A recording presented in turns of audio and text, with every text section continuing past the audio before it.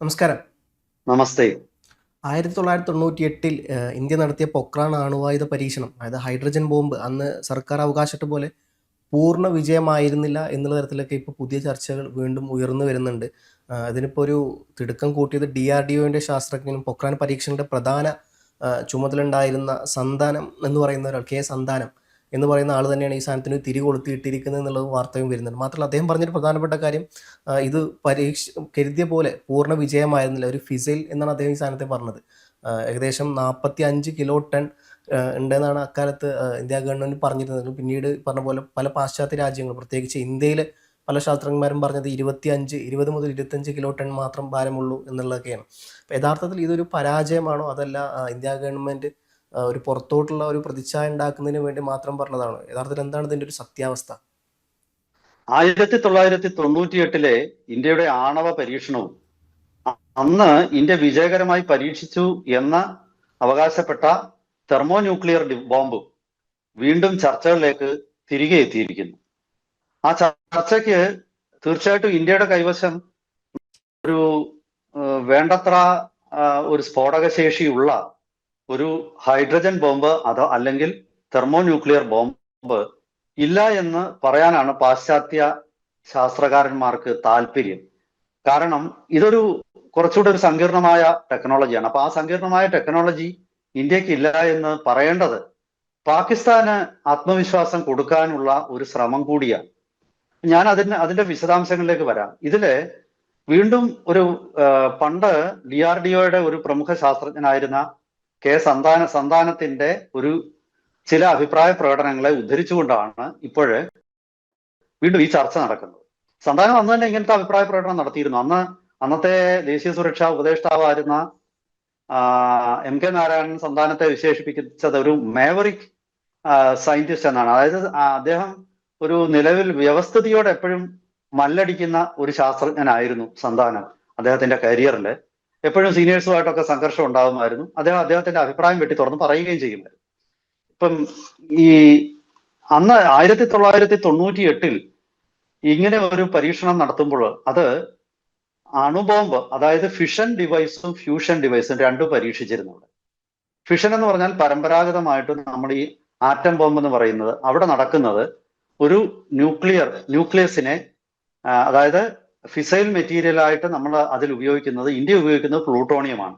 ചില രാജ്യങ്ങളൊക്കെ യുറേനിയം ഉപയോഗിക്കാറുണ്ട്, യുറേനിയം 235. അപ്പൊ നമ്മൾ പ്ലൂട്ടോണിയമാണ് ഉപയോഗിക്കുന്നത്. അതിന്റെ മെച്ചവും ഞാൻ പറഞ്ഞുതരാം, അതിലേക്ക് ഞാൻ വരാം. അപ്പോ അങ്ങനെയുള്ള ഒരു രണ്ട് ഫിഷൻ ഡിവൈസും അതുപോലെ ഫ്യൂഷൻ ഡിവൈസുകളും, ഇതാണ് അവിടെ ഓപ്പറേഷൻ ശക്തി എന്ന് പേരിട്ടിരുന്ന ആ ആണവ പരീക്ഷണത്തിൽ പരീക്ഷിച്ചത്. അതില് ഈ പരീക്ഷണം പൂർണ്ണമായിട്ട് വിജയമായിരുന്നെന്നും ഉദ്ദേശിച്ചത് ഏതാണ്ട് 45 കിലോ ടൺ ഈൽഡാണ് അതിന്റെ ഒരു സ്ഫോടനത്തിൽ നിന്നും നമ്മൾ പ്രതീക്ഷിച്ചിരുന്നത്. അത് നമുക്ക് ലഭിച്ചുവെന്നും പ്രമുഖ അന്ന് ആറ്റമിക് എനർജി കമ്മീഷൻ അനിൽ കാക്കോദ്കറും അതുപോലെ തന്നെ പിന്നീട് ഈ സംഭവ സ്ഥലം പരിശോധിക്കാനായിട്ട് മറ്റൊരു ടീം ചെന്നിരുന്നു. അന്ന് അതിൽ ഡോക്ടർ APJ അബ്ദുൽ കലാമും ഉണ്ടായിരുന്നു.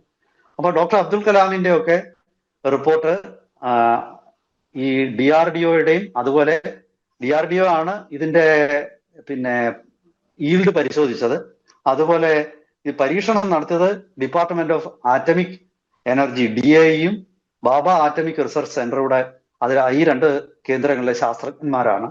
അവരുടെ അഭിപ്രായത്തെ അബ്ദുൽ കലാമിന്റെ നേതൃത്വത്തിലുള്ള ഒരു വിദഗ്ധ സംഘം വീണ്ടും പരിശോധിച്ചിട്ട് അത് അംഗീകരിക്കുകയും ചെയ്തിരുന്നു.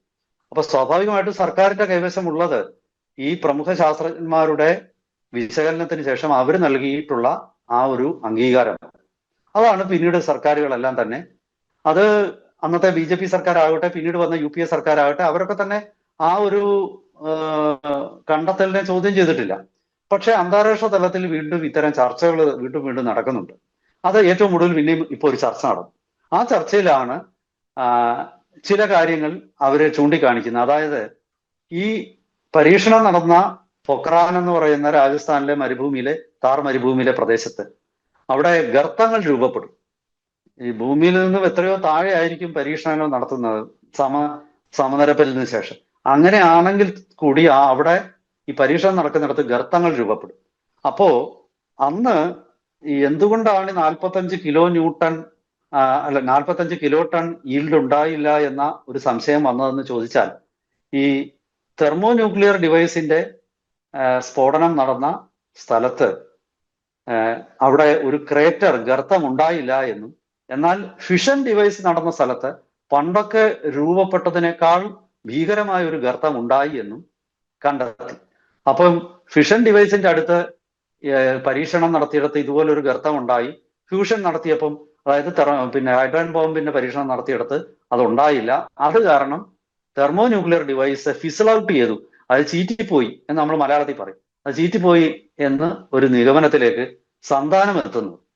പക്ഷേ ഇവിടെ മറ്റൊരു ചോദ്യം തിരിച്ചു ചോദിക്കുക, ഈ മുൻപ് പറഞ്ഞ അതേ സ്ഥലത്ത് തന്നെയാണ് ഇത് രണ്ടും നടത്തിയെന്നുള്ളതിന് എന്താണ് ഇത്ര ഉറപ്പ്? ഇത് അതീവ രഹസ്യമായിട്ട് വിദേശ ഉപഗ്രഹങ്ങളുടെ ചാരക്കണ്ണുകൾ മറയ്ക്കാനായിട്ട് നടത്തുന്ന പരീക്ഷണമാണ്. അപ്പോ യഥാർത്ഥത്തിൽ ഇന്ത്യ ഒരു തെർമോ ന്യൂക്ലിയർ ഡിവൈസ് പരീക്ഷണം നടത്താൻ പോകുന്നു എന്ന ആർക്കും സംശയം ഉണ്ടാവാൻ പാടില്ല. മറ്റത് ഇന്ത്യക്ക് ഓൾറെഡി ഉള്ളൊരു ടെക്നോളജിയാണ്. അപ്പോ യഥാർത്ഥത്തിൽ ഈ ഗർത്തം ഉണ്ടായ സ്ഥലത്ത് ഒരുപക്ഷെ തെർമോ ന്യൂക്ലിയർ ഡിവൈസ് ആയിരിക്കില്ലേ പരീക്ഷിച്ചത്. തെർമോ ന്യൂക്ലിയർ ഡിവൈസ് പരീക്ഷിച്ചിടത്താണ് പഴയതിനേക്കാൾ വലിയ ഗർത്തം ഉണ്ടായത്. അങ്ങനെ ആയിക്കൂടെ?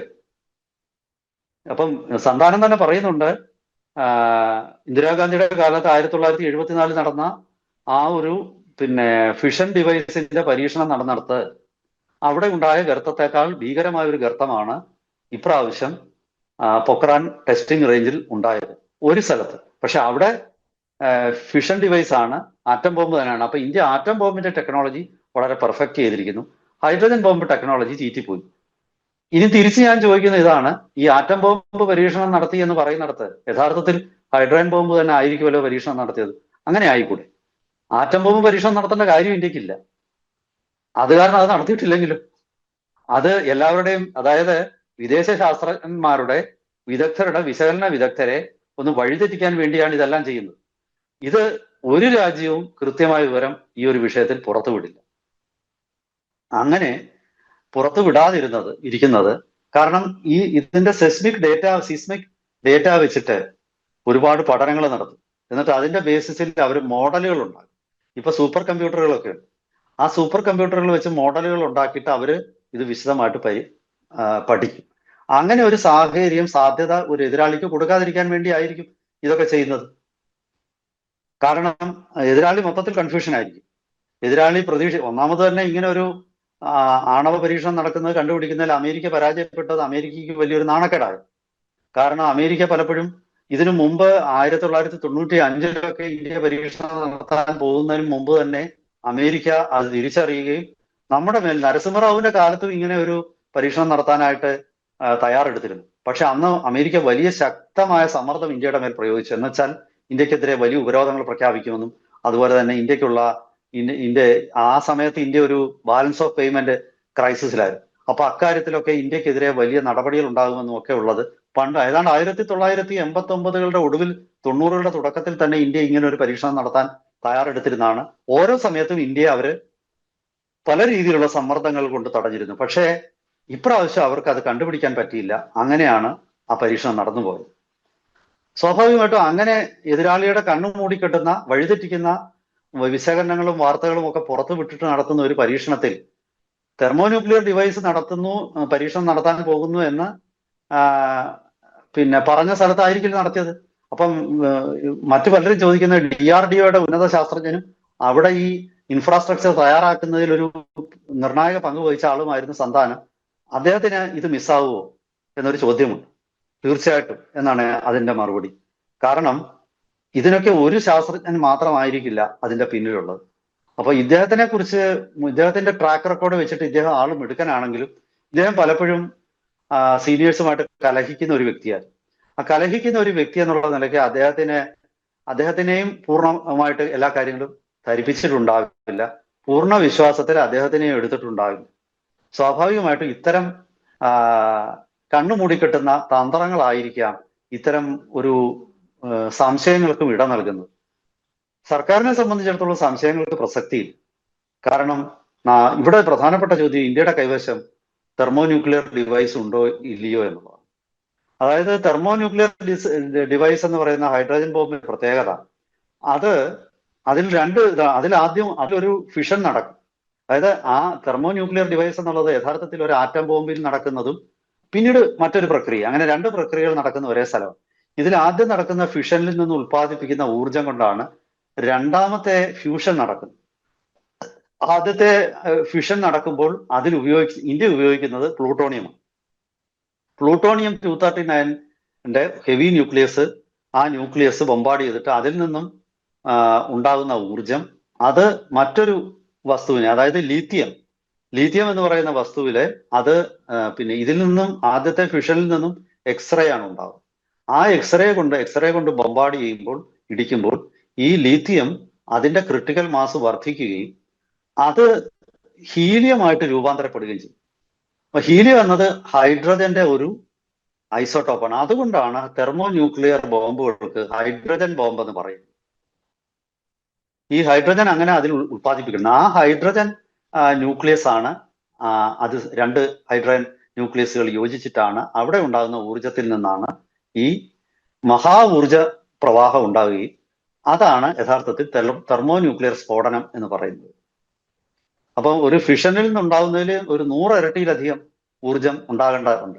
പക്ഷെ ഇവിടെ സാധാരണ ഏത് തെർമോ ന്യൂക്ലിയർ ഡിവൈസിലും ഇപ്പൊ അതിന്റെ ഈൽഡ് 45 ടൺ ആണെങ്കിൽ 20 ടണ്ണെങ്കിലും ഫിഷനിൽ നിന്നായി, ബാക്കി 25 അല്ലെങ്കിൽ 20 ടണ്ണോ മാത്രമേ ഈ രണ്ടാമത്തെ പ്രക്രിയയിൽ നിന്നുണ്ടാവുള്ളൂ. അങ്ങനെയാണ് ഇതെല്ലാം ഡിസൈൻ ചെയ്യുന്നത്.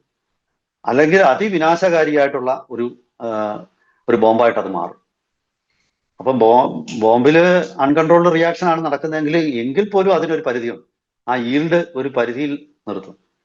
അപ്പൊ ഇപ്പോഴത്തെ ഒരു പൊതുവെ അംഗീകരിക്കപ്പെട്ടിരിക്കുന്ന ഒരു സൂചന, ഇന്ത്യയുടെ കൈവശം 200 കിലോ ടൺ സ്ഫോടക ഈൽഡ് കിട്ടുന്ന ഒരു തെർമോ ന്യൂക്ലിയർ ഡിവൈസ് ഉണ്ട് എന്നുള്ളതാണ്.